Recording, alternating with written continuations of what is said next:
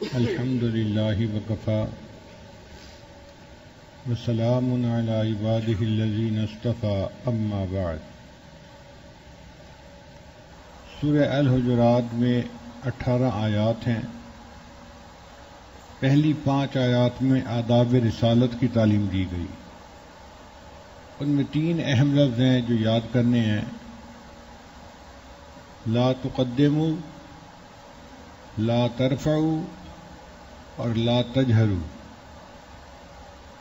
پھر اس کے بعد کی 4 آیات مقام صحابہ کو کھولتی ہیں۔ اس میں صحابہ کرام کے درمیان جو اختلافات ہوئے، آپس میں جنگیں ہوئیں، ان سب کے جوابات ہمیں مل جاتے ہیں۔ اس میں بھی ہمیں 3 لفظ یاد کرنے ہیں: فتبینوا، فاصلحوا اور فاقسطوا۔ خاص بات اس میں یہ ہے کہ ہم صحابہ کو معیار ایمان سمجھتے ہیں اور یہ عقیدہ رکھتے ہیں کہ الصحابۃ کلہم عدول، صحابہ سارے کے سارے عادل تھے اور انہوں نے جو احادیث کی روایت کی وہ بالکل ٹھیک ہے۔ جرح اور تعدیل کے جتنے قوانین ہیں یہ صحابہ کی جماعت کے بعد افلائی ہوتے ہیں۔ کوئی بندہ کسی صحابی کو نہیں تول سکتا۔ جب اللہ کے محبوب صلی اللہ علیہ وسلم نے انہیں حدیث کی روایت کا منصب خود عطا فرمایا، بلغوا انی ولو آیہ، اب کس ماں نے کوئی بیٹا جنا ہے جو ان کو تولنا شروع کر دے؟ باقی یہ کہ صحابہ انسان تھے مگر بہترین انسان تھے۔ جتنے انبیاء دنیا میں تشریف لائے، کسی کو ایسے شاگرد نہیں ملے جو اللہ نے اپنے محبوب صلی اللہ علیہ وسلم کو عطا کیے۔ انبیاء کے بعد سب سے بہترین جماعت انسانوں میں وہ صحابہ کی جماعت ہے۔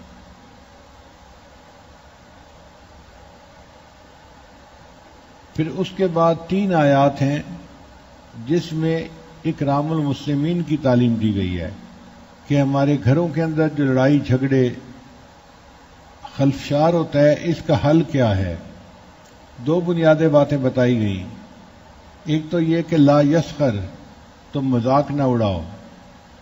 مذاق سے مراد صرف خوش طبعی نہیں ہے، کوئی لطیفہ سنا دینا، خوش طبعی کر دینا شرعاً جائز ہے، البتہ ایسا مذاق اڑانا جس میں دوسرے کی ہتک ہو، بے عزتی ہو، دوسرا بندہ ہیوملیٹ ہو رہا ہو، اس کی عزت نفس مجروح ہو رہی ہو، اس کو منع کیا گیا، کیونکہ ایسا کرنے سے اس بندے کے دل میں نفرت آئے گی، عداوت آئے گی، دشمنی آئے گی، اور یہ بنیاد ہے، یہ بیج پڑ جاتا ہے آپس میں دلوں کے دور ہونے کا۔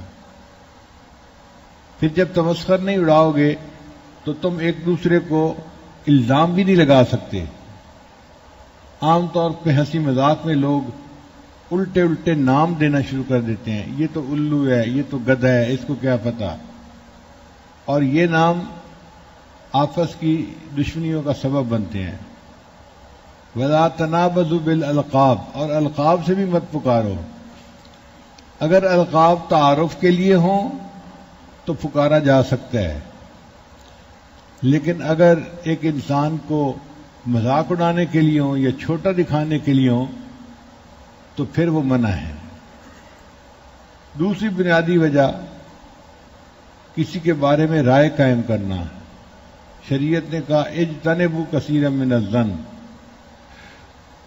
تم گمان کرنے سے بچو۔ یہ جو تم گمان کرتے ہو نا، یہی بنیاد ہوتی ہے۔ ہوتا کچھ ہے، اس کو سمجھ کچھ رہے ہوتے ہیں اور پھر آگے سے آگے پہنچا دیتے ہیں۔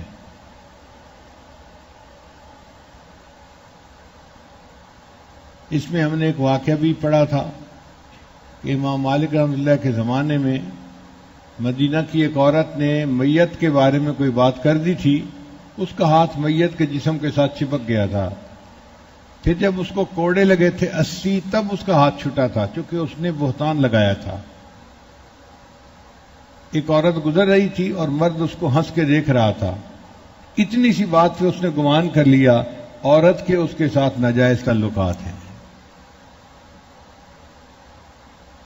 تو شریعت نے اس بدگمانی سے ہمیں منع کیا۔ البتہ اللہ کے ساتھ مومن کو ہمیشہ اچھا گمان ہونا چاہیے۔ شریعت کا قانون ہے جیسا گمان ہوگا اللہ تعالیٰ اس کے ساتھ ویسا معاملہ فرمائیں گے۔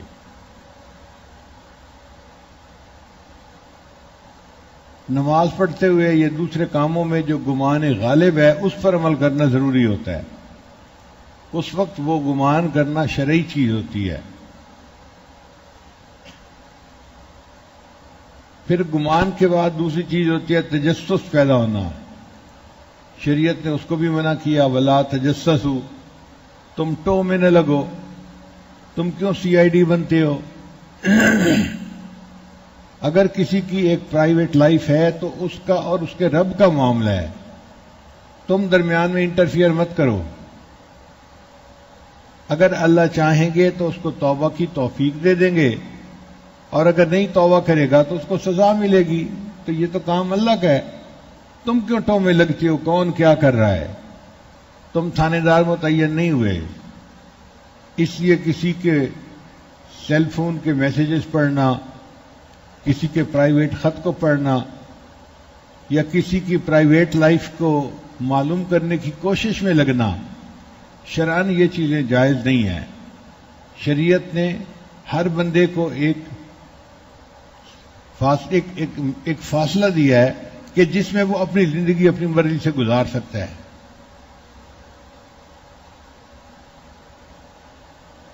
اور پھر تیسری بات، ولا یغتب بعضکم بعضا، تم میں سے کوئی دوسرے کی غیبت نہ کرے۔ ان تمام کاموں کا انجام بالآخر ہوتا ہے کہ لوگ ایک دوسرے کی غیبت کرتے ہیں، اور یہ غیبت ہی بنیاد ہے معاشرے کے اندر خلفشات پیدا ہونے کی، دلوں کے اندر کینہ پیدا ہونے کی اور دلوں میں نفرتیں پیدا ہونے کی۔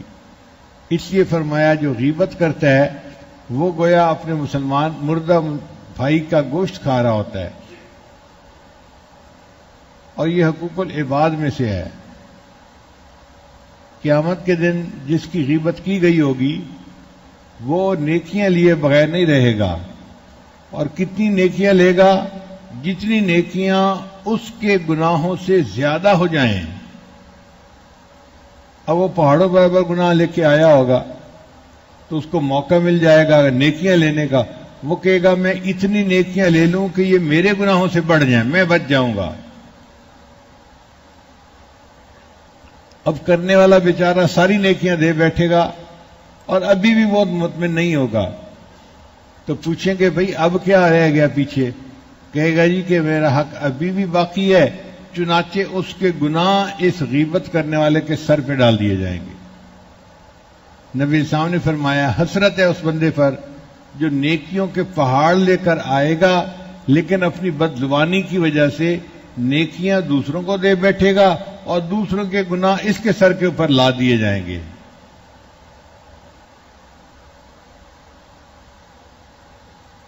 امام اعظم اور حنیفہ رحمۃ اللہ بالکل کسی کی غیبت نہیں کیا کرتے تھے۔ کسی نے ایک دن کہا کہ امام صاحب آپ بالکل کسی کی غیبت نہیں کرتے۔ فرمایا ہاں میں اتنا بے وقوف نہیں کہ اپنے کیے ہوئے عمل کسی اور بندے کے حوالے کر دوں۔ مجھے اللہ نے عقل دی ہے، اگر میں نے عمل کیے ہیں تو ان عملوں کی حفاظت بھی میں نے کرنی ہے۔ میں کیوں ایسا لفظ زبان سے نکالوں کہ میری نیکیاں اس کو دے دی جائیں؟ اس لیے کسی کا نام لے کر بات کرنا، اس سے ہمیشہ پرہیز کرنی چاہیے، بچنا چاہیے۔ غیبت جس طرح کرنا حرام ہے، غیبت کا سننا بھی حرام ہے۔ ایسی مجلس سے اٹھ کے چلا جائے بندہ، یا اس مجلس میں کوئی ایسی بات کر دے جس سے یہ محسوس ہو کہ یہ بندہ متفق نہیں ہے۔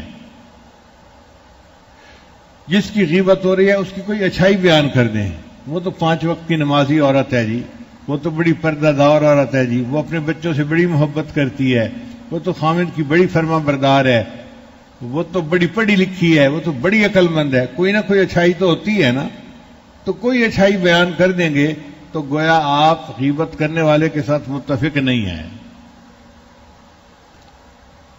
اب اس کا حل کیا ہے؟ شریعت نے کہا کہ اگر تم دیکھو اور تمہیں کسی بات پر کوئی دل میں خلل آئے تو تم کسی اور سے بات کرنے کے اسی بندے سے بات کرو۔ بھئی میں نے آپ کو دیکھا تھا اور ایسا تھا، میرے ذہن میں شک پیدا ہوا، وہ بندہ یا تو کلیریفائی کر دے گا یا اپنی اصلاح کر لے گا، مسئلہ وہیں حل ہو جائے گا۔ ہم اس بندے سے تو بات کرتے نہیں اور باقی پورے جہان سے بات کر لیتے ہوتے ہیں۔ یہ بنیادی غلطی ہے جس پر کہ دنیا کے اندر پھر فساد پیدا ہو جاتا ہے۔ سیدنا رسول اللہ صلی اللہ علیہ وسلم ایک مرتبہ اپنی ایک اہلیہ کے ساتھ کھڑے تھے، سیدہ صفیہ رضی اللہ تعالیٰ عنہ کے ساتھ، اندھیرا تھا، دو صحابہ گزرے تو آپ صلی اللہ علیہ وسلم نے ان کو واپس بلایا اور بلا کر فرمایا کہ دیکھو بھائی، یہ میری بیوی صفیہ ہے، یہ میرے ساتھ کھڑی ہیں۔ ان کا اے اللہ کے نبی صلی اللہ علیہ وسلم، ہم تو آپ کے بارے میں سوچ ہی نہیں سکتے کہ کوئی غیر عورت ہوگی۔ فرمایا شیطان انسان کے اندر اس طرح دوڑتا ہے جس طرح جسم کے اندر خون دوڑ رہا ہوتا ہے، تو تمہارے ذہن میں بھی یہ خیال آ سکتا تھا، میں نے اس خیال کو پہلے ہی صاف کر دیا۔ اگر ہمارے معاشرے سے غیبت نکل جائے تو معاشرے کے اندر جتنی یہ آپس کے فساد ہیں یہ سب ختم ہو جائیں گے، ہمارا ماحول معاشرہ جنت کا نمونہ بن جائے گا۔ پھر اس کے بعد ایک آیت احترام انسانیت کے بارے میں ہے، جس میں یہ بتایا گیا کہ اے انسانوں، تم سب کا ایک باپ آدم علیہ السلام اور ایک ماں اماں حوا، اور جو خاندان اور قبیلے بنائے گئے وہ اس لیے کہ آپس میں تعارف پہچان ہو سکے۔ ان اکرمکم عند اللہ اتقاکم، تم میں سے اللہ کے نزدیک سب سے زیادہ مکرم وہ ہے جو تم میں سے زیادہ متقی ہے۔ تو تقوی بنیاد ہے اللہ کے قرب کا، جو متقی ہوگا وہ اللہ کا مقرب ہوگا۔ اس میں کسی گورے کو کالے پہ فضیلت نہیں، عربی کو اجمی پہ فضیلت نہیں، سب اللہ کے بندے ہیں اور ہمیں بحیثیت ایک انسان کے سب کا احترام کرنا چاہیے۔ پھر اس کے بعد جو 5 آیات آخری ہیں وہ ایمان اور اسلام کی تفصیل سمجھاتی ہیں۔ ایمان کے بارے میں ہم گزشتہ 2-3 دن سے پڑھ رہے ہیں کہ یہ ہے اللہ کو ماننا، اللہ کی صفات کے ساتھ، اللہ کی کتابوں کو ماننا، فرشتوں کو ماننا، پیغمبروں کو ماننا، قیامت کے دن کو ماننا، اور جو خیر اور شر دنیا میں ہے وہ اللہ کی مشیت سے ہے، اس کو ماننا۔ جس نے اس کو مان لیا وہ ایمان لے آیا، مومن بن گیا۔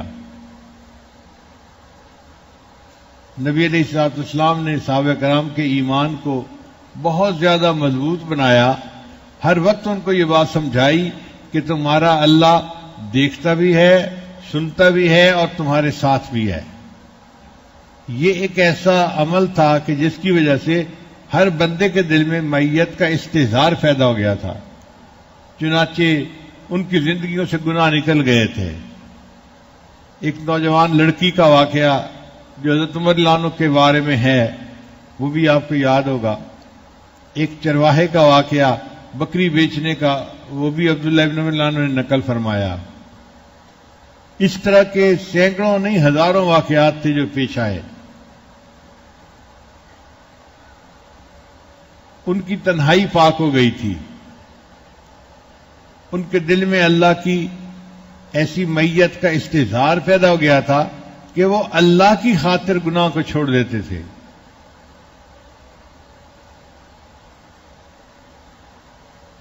اندھیرے میں ایک صاحب نے کسی عورت کو ہاتھ لگانے کی کوشش کی، اس عورت نے کہا ڈر اس پروردگار سے جو اندھیرے میں اسی طرح دیکھتا ہے جس طرح وہ روشنی میں دیکھتا ہے۔ اور یہی کیفیت تھی جس کو پیدا کرنے کے لیے ہمارے مشائخ نے خانقاہوں میں محنت کی۔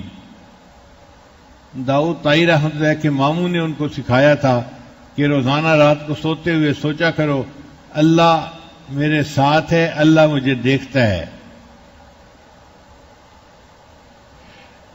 اس استحضار کی وجہ سے ان کو اللہ نے نسبت کا نور عطا فرما دیا تھا۔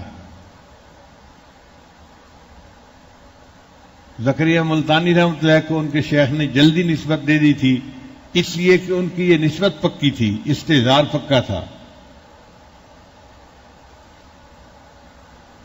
پھر ایمان ہمارے پاس سب سے قیمتی چیز ہے، اس کی حفاظت کے لیے فکر مند رہنا چاہیے.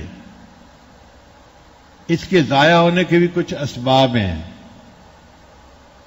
پہلا سبب وہ اعمال جن پر اللہ نے فرمایا کہ یہ میرے ساتھ جنگ کی مانند ہے، ان اعمال کے کرنے سے موت کے وقت ایمان سلب ہو جاتا ہے. جیسے سود کا لینا، اہل اللہ کے ساتھ دشمنی کرنا، یا وہ کام جن کو کرنے پر شریعت نے کہا کہ یہ تو کفر ہے. فقہا نے کہا بندہ کافر نہیں ہو جاتا، بلکہ وہ عمل کافروں والا ہے جو بندے نے کیا. جیسے من ترک الصلاۃ متعمدا فقد کفر. تو ایسے اعمال کرنے سے بھی ایمان ضائع ہو جاتا ہے. اور تیسرا وہ تمام اعمال جن کے کرنے پر نبی علیہ السلام نے فرمایا فلیس منا فلیس منی، من رغب عن سنتی فلیس منی. تو یہ فلیس منی کی ایسی تلوار ہے کہ جو موت کے وقت چلتی ہے اور بندے کو اسلام سے خارج کر دیتی ہے. وہ تقریباً 50-60 کے قریب اعمال ہیں. ان کو علماء سے پوچھ کے چھوڑنا چاہیے، بچنا چاہیے تاکہ ہمارا ایمان سلامت رہے. چند وہ اعمال جن کی وجہ سے ایمان محفوظ رہتا ہے ان کو ہمیشہ پکا کرنا چاہیے. ایک تو اللہ سے دعائیں مانگتے رہنا چاہیے، ربنا لا تزغ قلوبنا بعد اذ ہدیتنا وہب لنا من لدنک رحمہ انک انت الوہاب. جو ڈرتا رہے گا، اللہ سے مانگتا رہے گا، اللہ اس کے ایمان کو محفوظ رکھیں گے.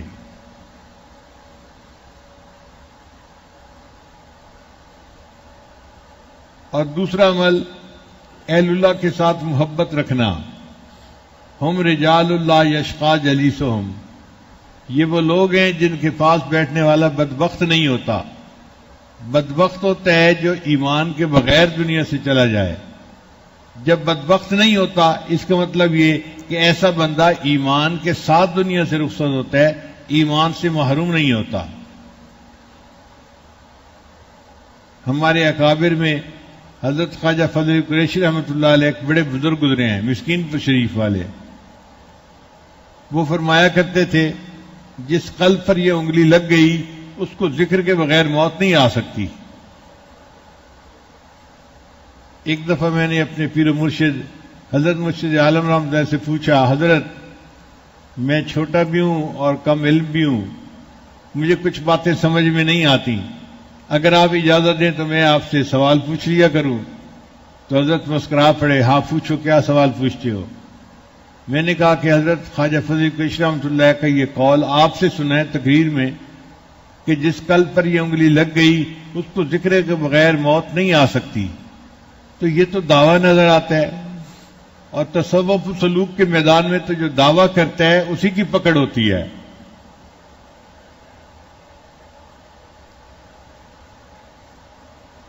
تو حضرت فرمانے لگے کہ سنو، اس کی وجہ یہ ہے کہ جب شیخ قلب کے اوپر انگلی رکھ کے اللہ اللہ اللہ کہتا ہے تو نور کی کچھ مقدار اس سالک کے سینے میں منتقل ہو جاتی ہے.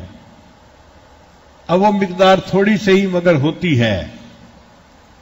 اگر وہ سالک نیکی کرے گا تو یہ مقدار بڑھ جائے گی،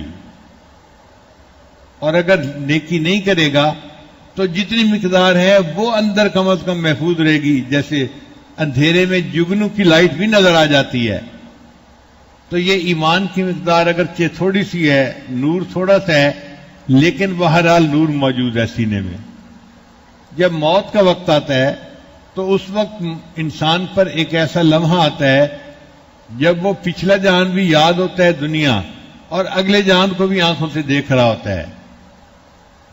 اس موقع پہ فرعون نے کہا تھا آمنت برب موسیٰ و ہارون، لیکن چونکہ فرعون تو ایمان نہیں لایا تھا تو اللہ نے فرمایا اب تیرا ایمان قابل قبول نہیں ہے، اب تو نے آگے دیکھ لیا. یہ جو مومن ہے نا، یہ تو ایمان والا ہے، یہ تو ایمان لا چکا ہے.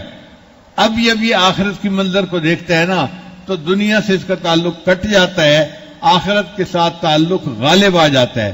اور وہ جو تعلق غالب آ جاتا ہے اس کی برکت سے اللہ اس کو ایمان پر موت عطا فرما دیتے ہیں. وہ جو تھوڑی سی مقدار تھی وہ بھی ایمان پہ مرنے کا سبب بن گئی.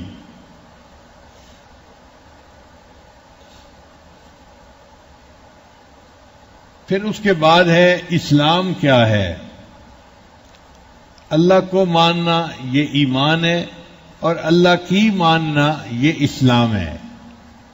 چنانچہ کچھ ارکان بتائے گئے. کلمہ شہادت کا پڑھنا، نماز کا پڑھنا، روزہ رکھنا، زکوٰۃ دینا، حج کرنا، یہ وہ ارکان ہیں کہ جن کے کرنے سے انسان مسلمان کہلاتا ہے.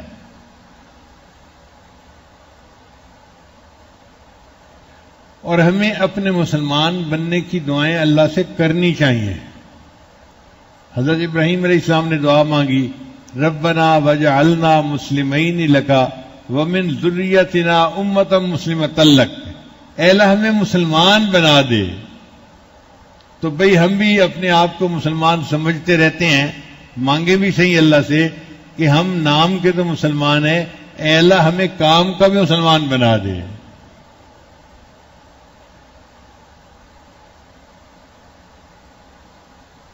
جب ہم کام کے مسلمان بن جائیں گے تو ہمارے اعضاء سارے کے سارے شریعت کے مطابق کام کرنا شروع کر دیں گے. اچھا دیکھیے، ہم اپنے آپ کو مسلمان کہتے ہیں. اب ذرا غور کریں، کیا ہماری آنکھیں مسلمان ہیں؟ اگر آنکھیں مسلمان ہوتی تو غیر محرم کی طرف نہ اٹھتی. اگر زبان مسلمان ہوتی تو جھوٹ نہ بولتی، غیبت نہ کرتی. اگر جھوٹ بھی بولتی ہے، غیبت بھی کرتی ہے، تو ابھی زبان مسلمان نہیں بنی. اگر کان مسلمان ہوتے تو میوزک نہ سنتے. اگر گانے سنتے ہیں تو کان مسلمان نہیں بنے. نہ آنکھیں مسلمان، نہ زبان مسلمان، نہ کان مسلمان. ہم کس کو مسلمان کہتے ہیں کہ جی ہم مسلمان ہیں؟ مسلمانی کس چیز کا نام ہے؟ اس لیے شاعر نے کہا، خرد نے کہہ بھی دیا لا الہ تو کیا حاصل، دل و نگاہ مسلمان نہیں تو کچھ بھی نہیں. زبان سے کہہ دینے سے کچھ حاصل نہیں ہوتا. جب تک اعضاء مسلمان نہ ہو جائیں انسان صحیح معنوں میں مسلمان نہیں بنتا. ایک وقت تھا کہ ہمارے دلوں میں اللہ کی محبت کی آگ ہوتی تھی، اور آج دل میں دنیا کی محبت بڑھی پڑی ہے اور اللہ کی محبت دب چکی ہے. حقیقت خرافات میں کھو گئی، یہ امت روایات میں کھو گئی. لبھاتا ہے دل کو بیان خطیب، مگر لذت شوق سے بے نصیب. وہ صوفی کے تھا خدمت حق میں مرد، محبت میں یکتا امانت میں فرد. عجم کے خیالات میں کھو گیا، وہ سالک مقامات میں کھو گیا. بجھی عشق کی آگ اندھیر ہے، مسلمان نہیں راکھ کا ڈھیر ہے. آج کا مسلمان یہ راکھ کا ڈھیر بنا ہوا ہے، اس کے اندر وہ حرارت ہے ہی نہیں جو اللہ کی محبت کی ہوا کرتی تھی. تو ہم نام کے مسلمان رہ گئے، مسلمانی کی حقیقت ہمارے اندر سے نکل چکی. اس لیے ہمیں نئے سرے سے مسلمان بننے کی ضرورت ہے اور احکام اسلام پر عمل کرنے کی ضرورت ہے.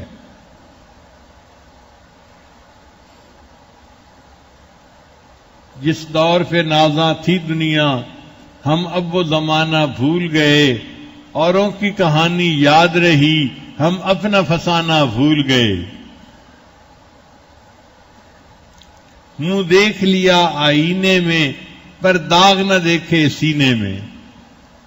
منہ دیکھ لیا آئینے میں، پر داغ نہ دیکھے سینے میں. جی ایسا لگایا جینے میں، مرنے کو مسلمان بھول گئے. تکبیر تو اب بھی ہوتی ہے مسجد کی فضا میں اے انور. تکبیر تو اب بھی ہوتی ہے مسجد کی فضا میں اے انور. جس ضرب سے دل ہل جاتے تھے وہ ضرب لگانا بھول گئے. جس دور میں ہم صحیح معنوں میں مسلمان تھے، ہماری زندگیوں کو دیکھ کے کافر مسلمان ہو جاتے تھے. کتابوں میں واقعہ لکھا ہے، ایک نوجوان تھا، اپنے شہر سے دوسرے شہر آیا ہوا تھا. نوکری کرتا تھا، کچھ کماتا تھا کہ گھر لے جاؤں گا، بچوں کا گزارا ہوگا. ایک دن وہ شکار کھیلنے کے لیے نکلا. اس نے جو تیر چلایا کسی پرندے پر، تو تیر خطا ہو گیا اور وہ جا کے ایک عیسائی لڑکا کہیں کھیل رہا تھا، اس کے سر میں جا کے لگا اور لڑکے کی ڈیتھ ہو گئی. اب لڑکے والوں نے اس نوجوان کو پکڑ لیا کہ جس نے ہمارے بچے کو قتل کیا ہے. اس کے اوپر مقدمہ چلا. یہ نوجوان کہتا تھا کہ یہ قتل خطا ہے, مجھے اس کی دیت دے دینی چاہیے, میں نے ارادتاً قتل نہیں کیا. وہ عیسائی کہتے تھے ہمیں کیا پتا آپ سے غلطی سے ہوا ہے یا آپ نے جان بوجھ کے مارا ہے, آپ نے ہمارے بچے کو جان بوجھ کے مارا, ہم قصاص لیں گے, بندے کے بدلے بندہ, تم نے ہمارے بچے کو مارا, ہم تمہیں پھانسی پہ لٹکوائیں گے. اب کیس کی پیروی تو جج نے بالآخر عیسائیوں کی بات کو قبول کر لیا کہ بھئی وہ رسا نہیں مان رہے تو اب ان کو پھانسی لٹکائی جائے گی. اب چونکہ پھانسی جو لٹکائی جاتی تھی وہ ایک خاص دن لٹکائی جاتی تھی, اس میں کوئی 8-10 دن ابھی باقی تھے, تو قاضی نے کہا کہ اتنے دن یہ جیل میں رہے گا, پھر فلاں تاریخ کو پیش کیا جائے گا تو اس کی گردن اڑا دی جائے گی. اب یہ مسلمان نوجوان جیل کے اندر اپنی موت کے انتظار میں ہے.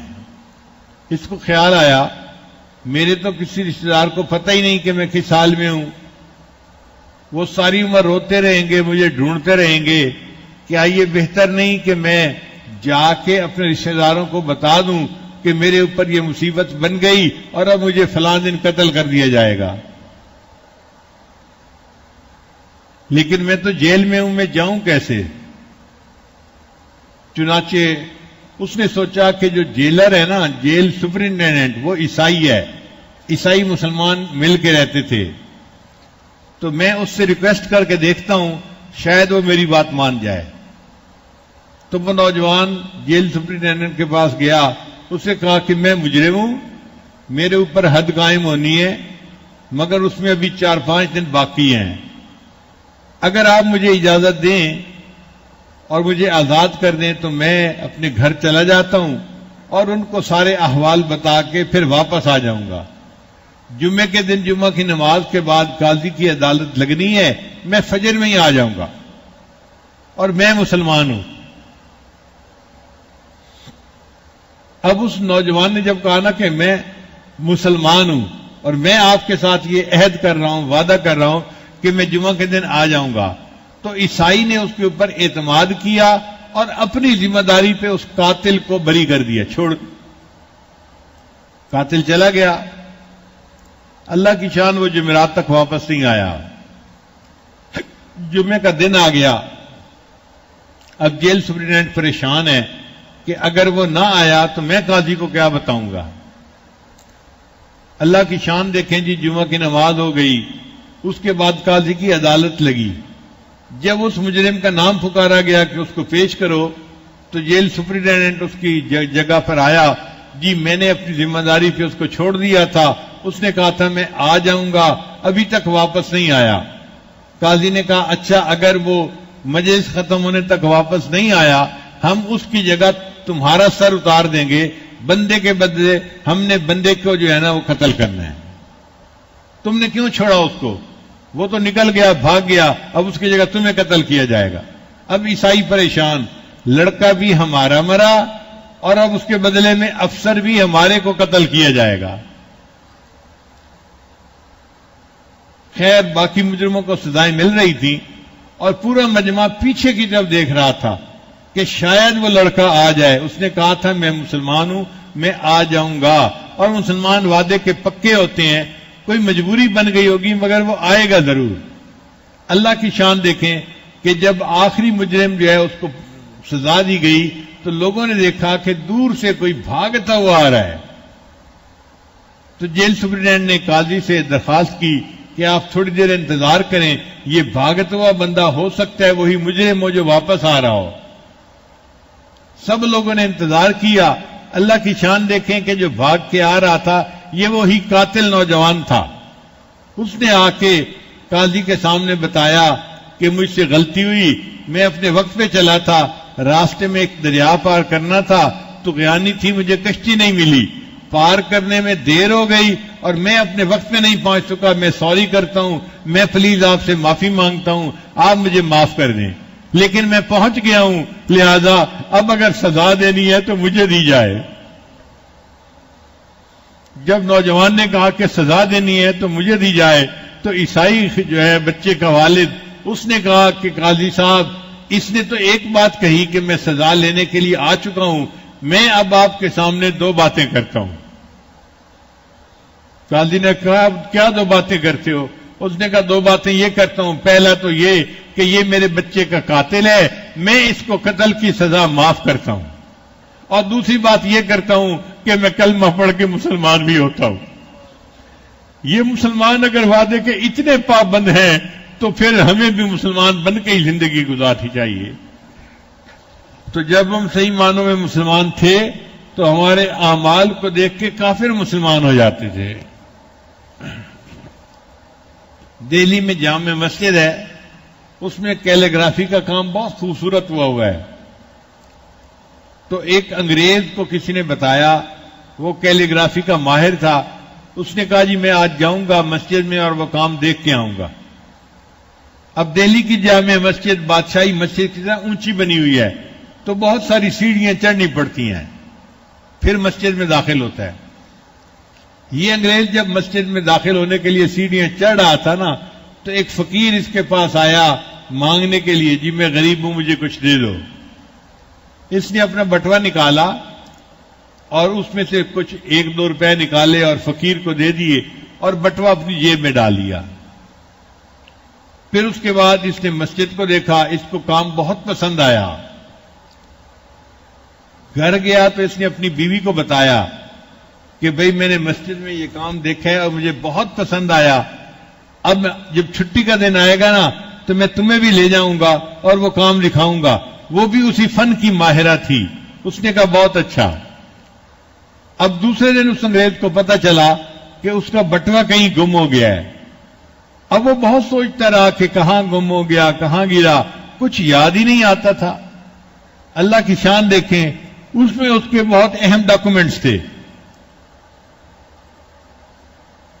1-2 دن کے بعد وہ خاموش ہو گیا کہ چلو گم ہو گیا، کیا کر سکتے ہیں۔ پھر وہ اس بات کو بھول ہی گیا۔ جب اگلی چھٹی کا دن آیا، وہ اپنی بیوی کو لے کے جا رہا تھا مسجد کو دکھانے کے لیے۔ جب سیڑھیاں چڑھ رہا تھا نا تو وہی فقیر جس کو اس نے 1 روپیہ دیا تھا وہ بھاگتا ہوا آیا اور آ کے کہنے لگا صاحب یہ آپ کا بٹوا پچھلی دفعہ گر گیا تھا، یہ میرے پاس امانت ہے، آپ اپنا بٹوا لے لیجئے۔ اب انگریز کی بیوی کو بڑی حیرت ہوئی کہ اس کو تو دیا تھا 1 روپیہ اور بٹوے میں تھے 1000 روپے، اس نے 1000 روپیہ بٹوا واپس کیوں کیا؟ یہ تو 1-1 روپیہ مانگ کے کھانے والا بندہ ہے فقیر۔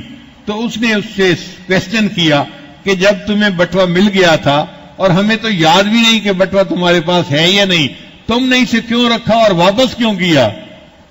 فقیر نے کہا کہ مجھے ایک بات کا خیال آ گیا تھا۔ تو انگریز نے پوچھا تمہیں کس بات کا خیال آ گیا تھا؟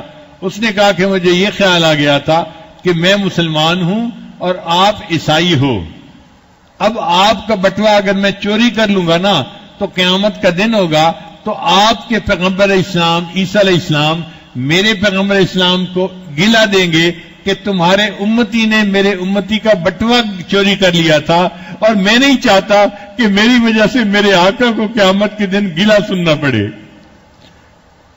جب ہم صحیح معنوں میں مسلمان تھے تو مانگنے والے فقیر کا بھی ایمان ایسا ہوتا تھا۔ چنانچہ ایک بڑے میاں حج کرنے کے بعد کچھ دن حرم میں رہ رہے تھے، ان کے پاس ایک تھیلا تھا اور تھیلے میں ان کے پاس پیسے تھے۔ اس زمانے میں کاغذ کے نوٹ نہیں ہوتے تھے، چاندی کے روپے ہوتے تھے اور وہ بھاری ہوتے تھے اور نظر آتا تھا دیکھنے والے کو کہ یہ بندہ پیسے لے کے جا رہا ہے۔ اب وہ بڑے میاں اپنا تھیلا لے کے نماز پڑھنے آتے اور پھر واپس جاتے، آتے واپس جاتے۔ ایک نوجوان نے دیکھ لیا، اس کا خیال بنا کہ بوڑھا میاں ہے، میں اگر اس کے ہاتھ سے چھین کے بھاگ جاؤں گا تو یہ تو نہیں مجھے پکڑ سکے گا، مجھے پیسے مل جائیں گے۔ چنانچہ بھیڑ بہت تھی، وہ بڑے میاں جا رہے تھے، نوجوان نے ان کے ہاتھ سے تھیلا چھینا اور بھاگ گیا۔ اللہ کی شان کہ جب وہ نوجوان بھاگ کے کچھ آگے گیا نا تو ایک جگہ پر اچانک اس کی کیفیت ایسی ہوئی کہ اس کی آنکھوں کے آگے اندھیرا آ گیا۔ کئی مرتبہ بیٹھا ہوا بندہ کھڑا ہو نا آنکھوں میں اندھیرا آ جاتا ہے، اس کی بھی ایسی کیفیت ہو گئی، اچانک آنکھوں کے آگے اندھیرا آ گیا۔ اب اس نوجوان نے رونا شروع کر دیا۔ لوگوں نے پوچھا بھئی روتے کیوں ہو؟ اس نے کہا جی مجھے لگتا ہے کہ میں نے ایک بڑے میاں کا تھیلا چھین لیا اور اس نے بد دعا کی اور میری بینائی چلی گئی، مجھے اس کے پاس لے جاؤ تاکہ میں اس سے جا کے معافی مانگ لوں۔ لوگ اس کو بڑے میاں کے پاس لے آئے۔ بڑے میاں آپ نے بد دعا کی، نوجوان کی بینائی چلی گئی، یہ آپ سے معافی مانگتا ہے، آپ اس کو معاف کر دیں۔ بڑے میاں نے کہا بھئی میں نے تو اسی وقت اس کو معاف کر دیا تھا۔ اب لوگ حیران ہیں کہ نوجوان نے اس کے پیسے چھینے اور بھاگ گیا، اور بڑے میاں کہتے ہیں کہ میں نے تو اسی وقت ہی معاف کر دیا تھا۔ تو کسی نے پوچھا بڑے میاں یہ تو چور تھا، ڈاکہ مار کے پیسے چھین کے بھاگ گیا، آپ نے اس کو کیسے معاف کر دیا؟ تو بڑے میاں نے کہا کہ میرے ذہن میں ایک خیال آ گیا تھا۔ بڑے میاں آپ کے ذہن میں کیا خیال آیا تھا؟ بڑے میاں نے کہا کہ میں نے علماء سے سنا ہے، نبی علیہ السلام نے ارشاد فرمایا قیامت کے دن میری امت کے لوگوں کے آپس کے جھگڑوں کا حساب ہوگا، جب تک سب کا حساب کتاب مکمل نہیں ہوگا میں اس وقت تک جنت میں نہیں جاؤں گا۔ مجھے یہ خیال آ گیا تو میں نے سوچا یہ میرا تھیلا چھین کے بھاگ گیا ہے، اگر قیامت کے دن یہ مقدمہ پیش ہوا تو جتنی دیر اس مقدمے کے فیصلے میں لگے گی میری وجہ سے میرے آقا کو جنت میں جانے میں دیر لگے گی۔ میں نے معاف کر دیا، نہ مقدمہ پیش ہوگا نہ میری وجہ سے آقا کو جنت میں جانے میں دیر لگے گی۔ جب ہم صحیح معنوں میں مسلمان تھے اس وقت ہماری سوچیں ایسی ہوا کرتی تھیں۔ آپ بتائیے اگر یہ سوچ ہو بندے کی تو وہ کسی کے ساتھ جھگڑا برقرار رکھے گا؟ فوراً معاف کر دے گا کہ قیامت کے دن جھگڑا پیش ہی نہ ہو اور دیر ہی نہ لگے حساب کتاب کے اندر۔ اللہ تعالیٰ میں صحیح معنوں میں مسلمان بن کر زندگی گزارنے کی توفیق عطا فرمائے۔ اب مسلمان بننے کے لیے ان اعمال کو کرنا پڑے گا۔ شہادتین تو ہم دے چکے الحمدللہ، اب نماز پڑھنا ہے، روزہ رکھنا ہے، زکوٰۃ دینی ہے اور حج کرنا ہے۔ جو احکام شریعت ہیں ان کے اوپر عمل کرنا ہے۔ شریعت نے کہا جھوٹ نہ بولو، ہمیں جھوٹ سے رکنا ہوگا۔ غیبت نہ کرو، ہمیں غیبت سے رکنا ہوگا۔ شریعت نے کہا نگاہ کا پرہیز کرو، ہمیں پرہیز کرنا ہوگا۔ حلال کھاؤ، ہمیں حرام سے بچنا ہوگا۔ ان اعمال پر عمل کریں گے تو ہم مسلمان بن کر زندگی گزارنے والے بن جائیں گے۔ اور اگر ہم ایمان والے بن گئے ہیں اور اسلام والے بن گئے ہیں تو یہ ہم پر اللہ پر کوئی احسان نہیں چلا رہے، کوئی ہمارا اللہ پہ احسان نہیں ہے، اس میں ہمارا اپنا فائدہ ہے۔ اللہ فرماتے ہیں قالت الاعراب آمنا، ان جانگلیوں نے، دیہاتیوں نے یہ کہا کہ ہم ایمان لے آئے۔ قل لم تؤمنوا، اے محبوب آپ فرما دیجئے کہ ابھی تم ایمان نہیں لے آئے۔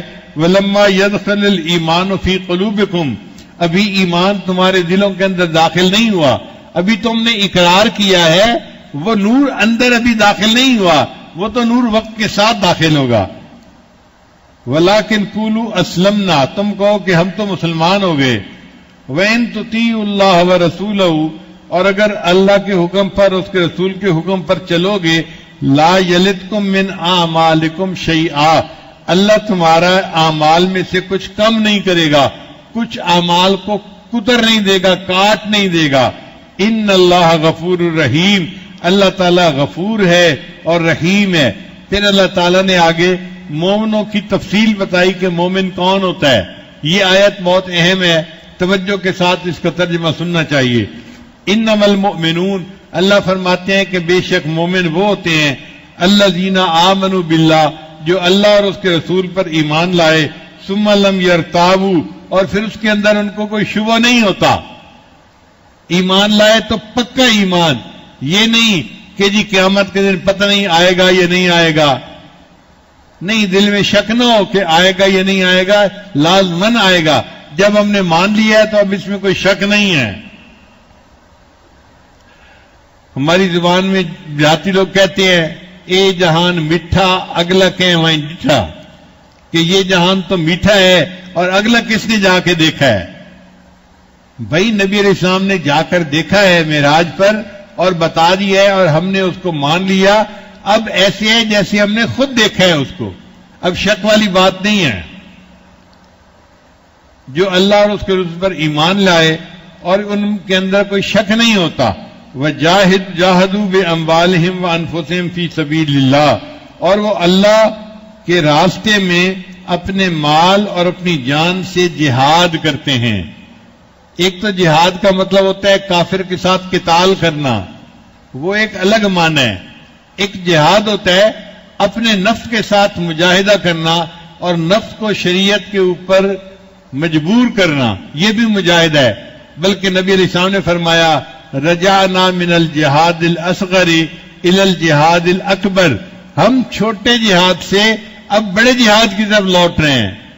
یعنی نبی علیہ السلام کافروں سے جہاد کر کے واپس آ رہے تھے، اس وقت نبی علیہ السلام نے فرمایا ہم چھوٹے جہاد سے اب بڑے جہاد کی طرف آ رہے ہیں.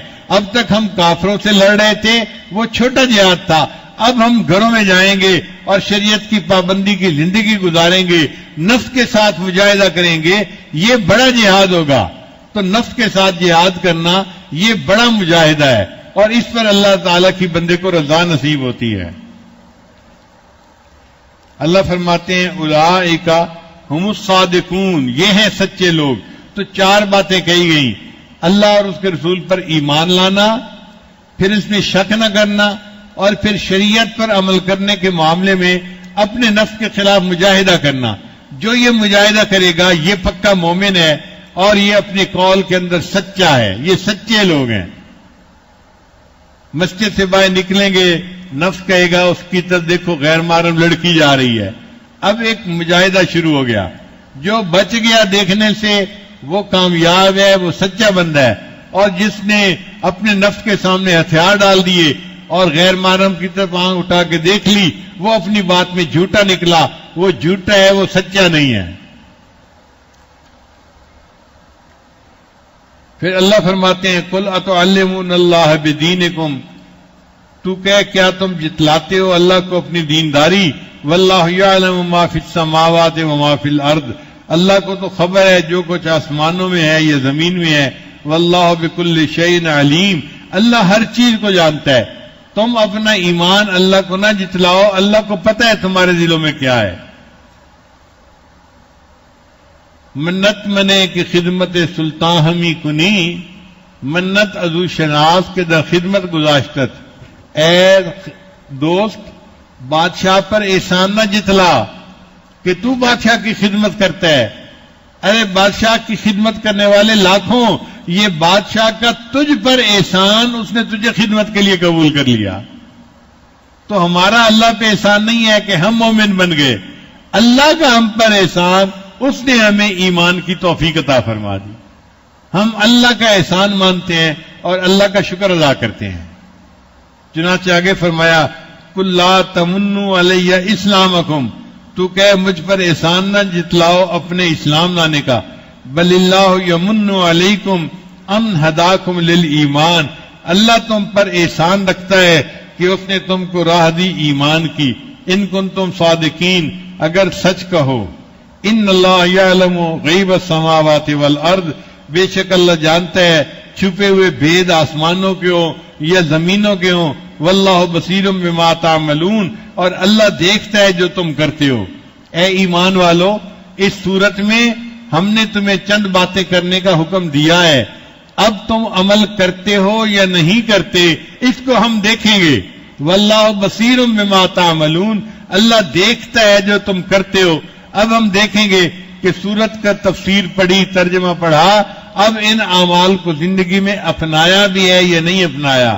اللہ تعالی ہمیں یقین کامل عطا فرمائے اور اس سورت کی تعلیمات کے مطابق پوری زندگی گزارنے کی توفیق عطا فرمائے. وآخر دعوانا ان الحمد للہ رب العالمین.